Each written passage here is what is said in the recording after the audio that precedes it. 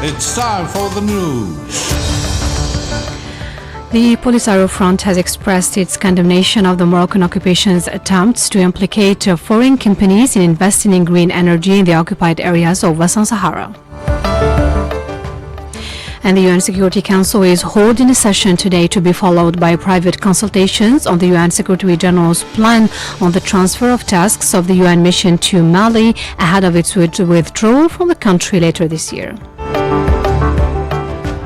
And the head of the Libyan government has suspended the Libyan Foreign Minister Najla al-Manqoush due to her meeting with her Israeli counterpart. And those were the major developments. Now the full news edition. Good afternoon.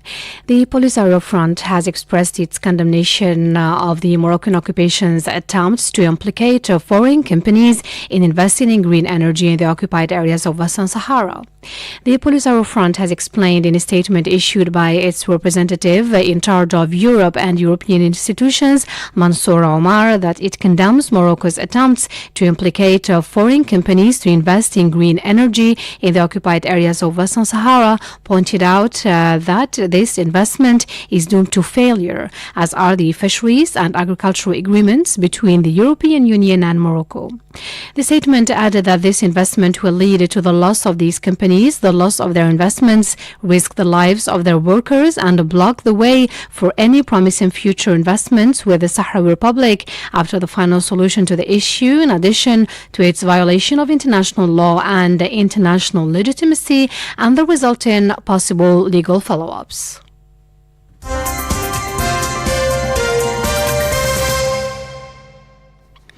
Mansour Omar explained that this work comes within the framework of blatant attempts in a previously lost colonial war against the Sahrawi people, who only seek to achieve their rights through the application and respect of the requirements of international law. He reiterated the Sahrawis wonder why they are not allowed to invest in Morocco or in their territories, despite the existence of vast areas that meet all the conditions required for the production of solar energy and wind energy, and that provide the necessary security for people and investment. The head of the Libyan government has suspended the Libyan Foreign Minister Najla al-Manqoush due to her meeting with her Israeli counterpart. Manqoush has been suspended temporarily, and she is undergoing an administrative investigation by a commission presided over by the Minister of Justice. Meanwhile, Libya's internal security agency denied what is being circulated on social media regarding allowing or facilitating the travel of Foreign Minister, stressing that she is suspended from work and prohibited from traveling until she complies with the investigations.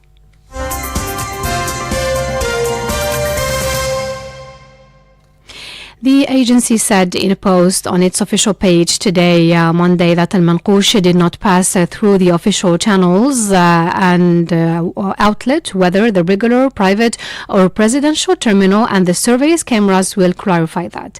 The agency also warned against paid electronic pages and accounts that had been seeking for days to spread rumors by fabricating false stories. The Libyan government and members of the Internal Security Agency affirmed their standing together with the aspirations of the Libyan people and respecting their feelings, especially with regard to the Palestinian cause, denouncing what the foreign minister did by sitting with a member of the Israeli occupation. To Mali now, and the UN Security Council is holding a session today to be followed by private consultations on the UN Secretary General's plan on the transfer of tasks of the UN Multidimensional Integrated Stabilization Mission in Mali, MINUSMA, ahead of its withdrawal from the country later this year. Reports will be made by the UN Secretary General's Special Representative and head of the MINUSMA and by the Assistant Secretaries General to the Peacekeeping Operations and to the Operational Support, respectively, who both visited Mali this month.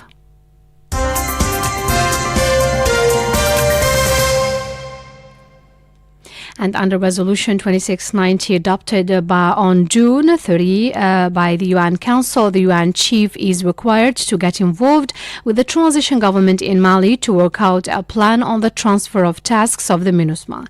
The plan includes the contribution of other parties at issue, notably the UN Office for West Africa and the Sahel, in support of the 2015 Peace and Reconciliation Accords born of the Algiers process.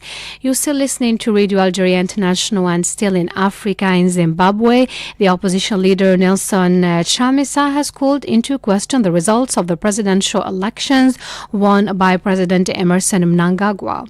The Change Citizens Coalition opposition party CCC has far refused to acknowledge the outcome of the elections and denounced the fraud and irregularities that marred the voting operations, notably the lack of ballot papers in the capital, considered its stronghold, as it put it.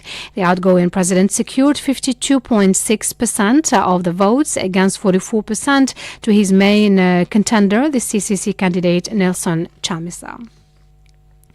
You're still listening to Radio Algeria International, and to the Middle East now. The Palestinian Foreign Ministry has affirmed that legalizing the Jewish settlements disrespect the position of the U.S. and the international community that reject the settlement building in the occupied Palestinian territories. In a communique carried today by the news agency Wafa, it condemned the settlement activities carried out in a municipality south of Nablus in the West Bank. It stressed that extending the electricity network to include such a settlement was designed to spoliate more Palestinian land to erect more settlements. The Palestinian diplomacy denounced the move as being part and parcel of Israel's occupation policy aimed at expanding and legalizing the Jewish settlements units with a view to separating them from the Palestinian inhabited areas. This came as scores of Jewish settlers today stormed the Al-Aqsa Mosque esplanade amid a reinforced security imposed by the Israeli army against the Palestinians. The incursions carried out regularly by the Jewish settlers into religious sites are denounced by the Palestinians as a provocation.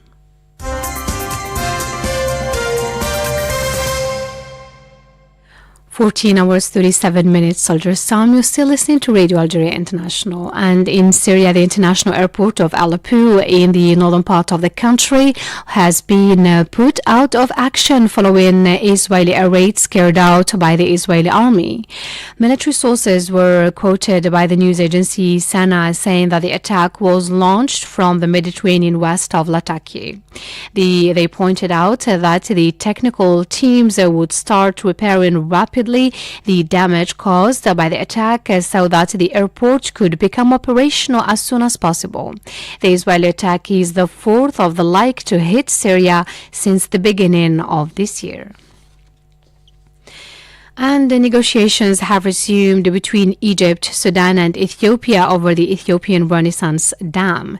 Discussions that are being held in Cairo aim to achieve an accord that takes into consideration the interests and concerns of the three countries. Egypt's water and irrigation minister said that it was time to stop taking unilateral measures with regard to the Nile waters. And China and the United States have agreed upon setting up a working group to seek solutions to trade and investment issues and to bring forward the U.S. interests in China. The U.S. Commerce Secretary and her Chinese counterpart agreed in a meeting in Beijing that the working group will annually meet twice at the vice ministerial level. The U.S. will host the first meeting at the beginning of next year. You still listen to Radio Algeria International, and the tropical storm Idalia is strengthening quickly as it turns toward Florida and could become a dangerous Category 3 storm as it approaches the coast with a mix of heavy rains, high winds, and damaging storm surge. Idalia is expected to intensify into a hurricane today and make landfall on Wednesday morning near the Big Bend of Florida as a dangerous major hurricane. The U.S. National Hurricane Center said as the storm intensifies, life-threatening storm surge and dangerous winds are becoming increasingly likely for portions of Florida. The storm's expected arrival has prompted Florida to deploy swift water rescue teams as local officials called for evacuations, announced school closures, and warned residents to prepare their property. The storm is about 90 miles off the western tip of Cuba, whipping up maximum sustained winds of 65 miles per hour. Idalia has been moving erratically and is nearly stationary, the Hurricane Center added. A motion toward the northeast and north is expected to begin later today, bringing the center of Idalia over the extreme southeastern Gulf of Mexico by tonight. 14 hours 41 minutes Algiers time. You're still listening to Radio Algeria International, and time now for the headlines. The Polisario Front has expressed its condemnation of the Moroccan occupation's attempts to implicate foreign companies in investing in green energy in the occupied areas of Western Sahara. And the UN Security Council is holding a session today to be followed by private consultations on the UN Secretary General's plan on the transfer of tasks of the UN mission to Mali ahead of its withdrawal from the country later this year. And the head of the Libyan government has suspended the Libyan Foreign Minister Najla al-Manqoush due to her meeting with her Israeli counterpart. 14 hours 42 minutes Algiers time. You're still listening to Radio Algeria International, and that's it, dear listeners, for our news bulletin. I invite you now to listen to cultural program presented by Jamal Salmani.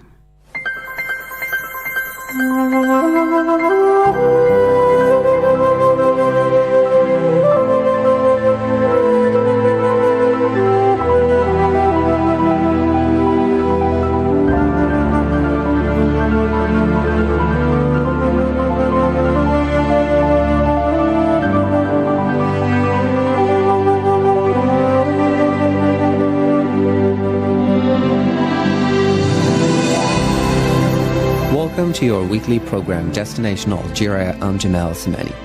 There are a number of great destinations in Algeria just waiting to be discovered. A curious mixture of cultures and influences. Algeria has something interesting to see in just about every city. The country is also the first largest on the African continent, so you can be sure that there are plenty of towns and cities to visit. Let's visit Algeria's fascinating destinations, you and I, together.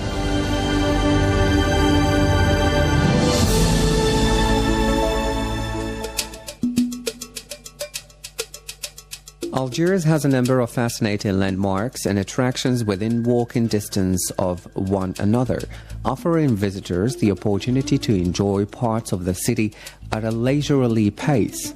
One of the suggested routes to walk starts at the historic Palais de Rais bastion with its view of the inner port of Algiers and the lighthouse built by the infamous Barbarossa. From there, visitors can walk a route that includes Dar al-Hamra, the Convert Marketplace, the Museum of Popular Arts and Traditions, the 16th century Hammam Sidna, and a number of classic Algerian houses, some of which once housed the French governor of Algeria and other officials prior to Algerian independence. Considered to be one of the most important historical monuments of the city of Algiers, Palais de Rais is an extension of the city's Kasbah and was commercial hub in the past. The initial buildings, which later developed into the palace, were constructed in 1576 by the Dey of Algiers as a defensive structure between the growing Kasbah and the port.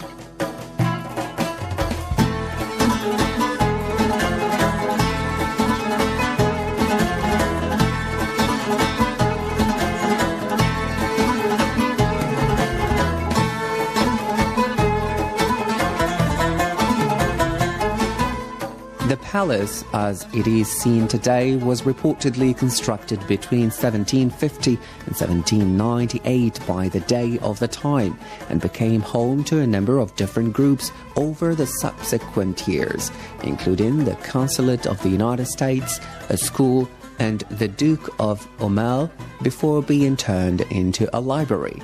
Homeless families claimed the building in 1962, remaining there until 1980. The Ministry of Culture set about restoring the historic building. It was opened to the public as a monument and museum, as well as the Center for Arts and Culture in 1994, and is used as the venue for a wide range of cultural events.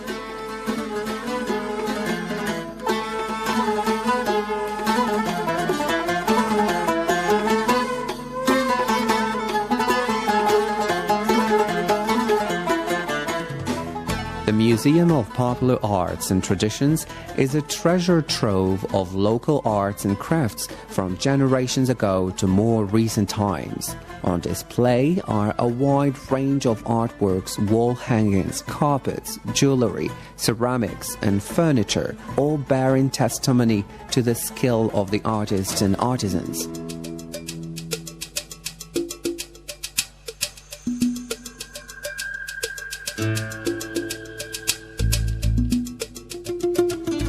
The building itself is architecturally and historically significant, having been built in 1570 as an Ottoman palace. The spacious entrance hall leads into an inner hall, overlooked by the balconies of the floor above. Graceful arcades and carved woodwork are characteristics of the building. Certainly, it is worth stopping at this interesting museum when on a walking tour through this historic part of the city of Algiers.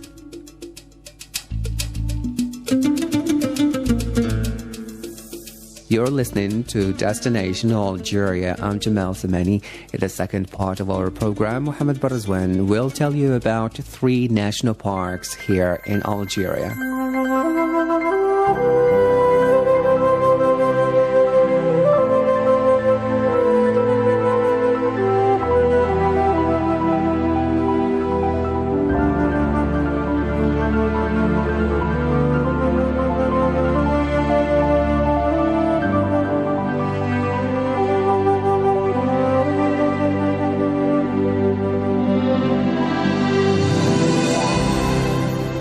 With 11 national parks and a number of nature reserves, Algeria is intent on conserving its natural heritage for future generations.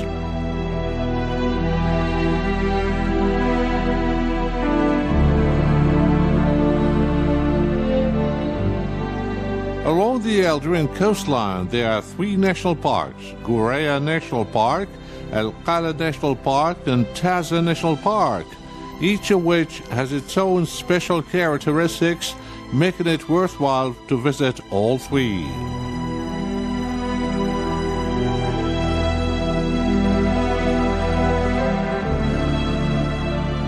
Goureya National Park takes its name from the majestic mountain located within its boundaries.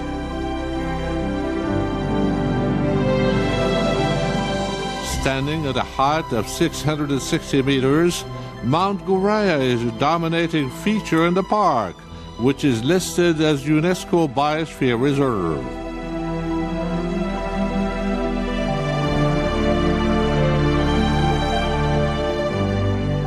The clean beaches and sparkling ocean are a huge attraction for visitors, and dolphins and whales may be spotted in the park's protected waters.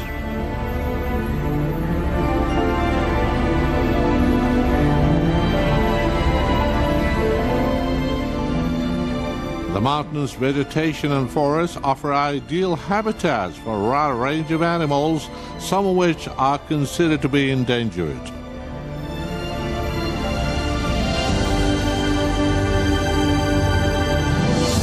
Visitors can keep an eye out for wild cats, Barbary macaques, and a host of bird species while exploring Goureya National Park, as well as threatened plant species such as Aleppo pine and prickly juniper.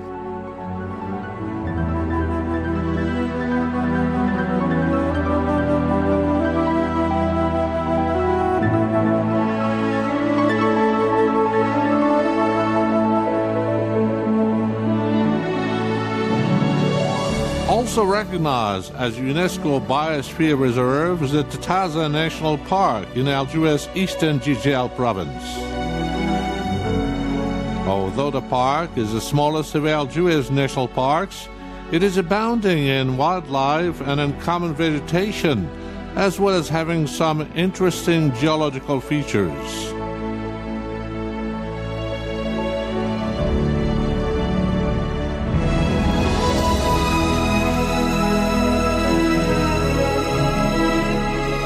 Its stretches of sandy beach, dense forest, stark cliffs, and fascinating grottos provide habitats for a wide range of animals and birds.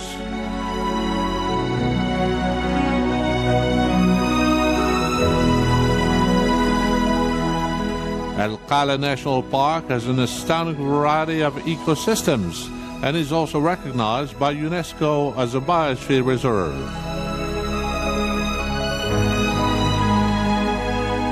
The park is home to some 40 mammal species and 98 bird species. Bird watchers will appreciate the many viewing towers and bird heights in the park, while the entire family will enjoy Eco Museum and Mini Zoo.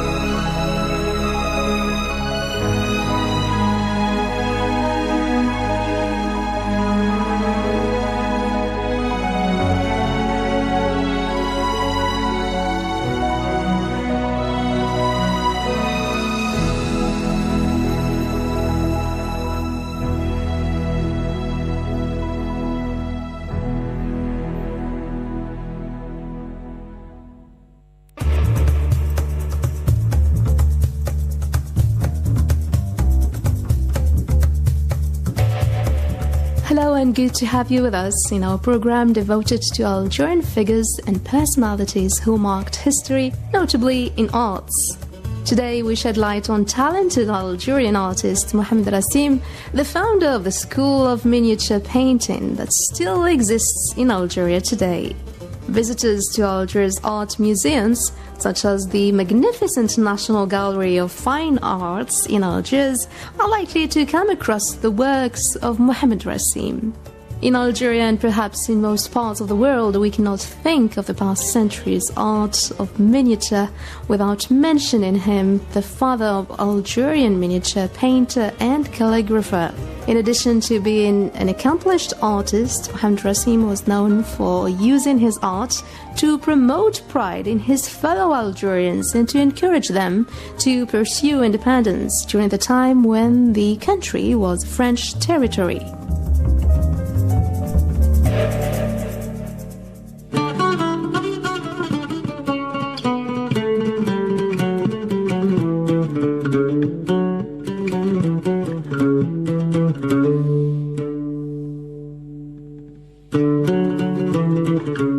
Born in Algiers on the 24th of June, 1896, Mohamed Rassim was born into an artist's family, and his talent for drawing was revealed during his primary school education when he was given the task of copying decorative Islamic motifs during a state workshop organized by the then French Governor-General of Algeria, Charles Jonard. Originally of Turkish descent, the family's property was confiscated by the French regime. Undaunted, Rassim's father established a copper working and wood carving workshop in the Kasbah of Algiers. There, his brother, Omar Rassim, carried out the engraving of decorative tombstones, which led to the family being commissioned to embellish public buildings during French colonial rule.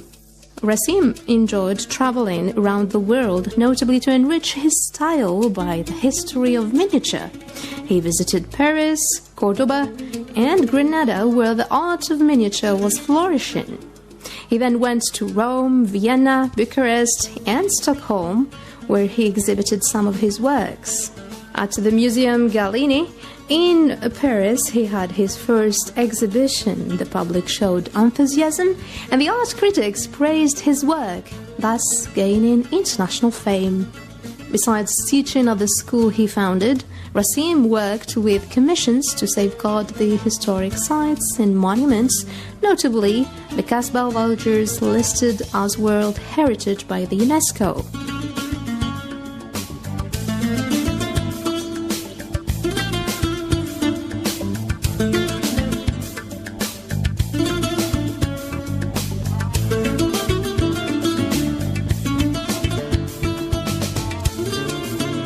Upon discovering miniature paintings created by Persian, Mughal and Andalusian artists for Muslim nobility, Rassim embraced his style of painting, adding his own artistic expression, including traditional motifs and calligraphic forms.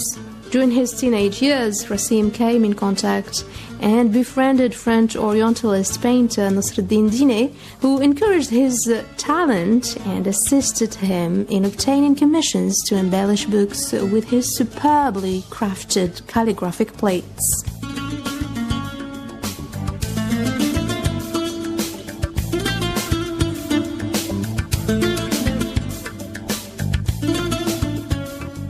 His ability to artistically recreate an era prior to the arrival of the French colonists made Mohammed Rassim a prominent figure in the Algerian culture. In his works, the people of Algeria are depicted in fine clothing and are engaged in cultural activities, indicating a high level of prosperity, which some critics saw as a suggestion that these were lost when the French arrived. However, Rassim was known to acknowledge that his work had come about because of the presence of the French in Algeria. Whatever his motivation or the interpretation of his work by others, Mohammed Rassim's artistic talent is clearly evident in his work. It's worth mentioning that Rassim made the ornamentations of several of his friend Nasreddin Etienne Dine's books, including Muhammad's life. He also created the decorations of Mardus' Arabian Nights, very famous, and Mohammed Rassim received several awards, such as a scholarship from La Casa de Velázquez, the gold medal from the Society of French Orientalist Painters, and the Grand Prix Artistique of Algeria. He taught at the School of Fine Arts of Algiers and was an honorary member of the Royal Society of Miniature Painters, Sculptors, and Gravers. And after Algeria's independence, he became an advisor to the Minister of Culture. Rassim's miniatures depict the Algerian society and people before the French colonization, and the people are shown to be prosperous, wearing fine costumes. Mohammed Rassim and his Swedish wife, Karine Bonson, were assassinated in El Biar in 1975. The crime hasn't been solved as of today. The work of Mohammed Rassim has been compiled in La Vie Musulmane d'hier, or Yesterday's Muslim Life, in 1960, and Mohammed Rassim, the Algerian miniaturist, in 1972.